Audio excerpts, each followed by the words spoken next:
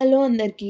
పిండి తడపాలి, నానబెట్టాలి ఇన్ని టెన్షన్స్ లేకుండా చాలా సింపుల్‌గా అండ్ మైదా, రైస్ ఫ్లోర్ లేకుండా సొరకాయ ప్యాన్‌కేక్స్ చేసుకోండి. హెల్తీ గూడా, టేస్టీ గూడా.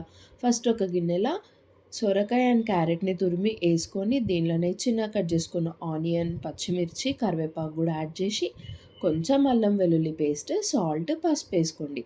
దీనిలో 3 కప్స్ జొన్న పిండికి 1 స్పూన్ శనగపిండి యాడ్ చేసుకొని వాటర్ లేకుండా మిక్స్ చేసుకోండి. ఈ కన్సిస్టెన్సీ వచ్చిన తర్వాత నేనైతే ఫస్ట్ డైరెక్ట్ ఇట్లా ప్రెస్ చేసినా కానీ రాలేదు. దాని తర్వాత ఒక దొడ్డు కవర్ తీసుకొని హ్యాండ్స్‌కి వాటర్ అప్లై చేసుకుంటూ ప్రెస్ చేసి పాన్‌లో 2 సైడ్స్ రోస్ట్ చేసుకోవడమే.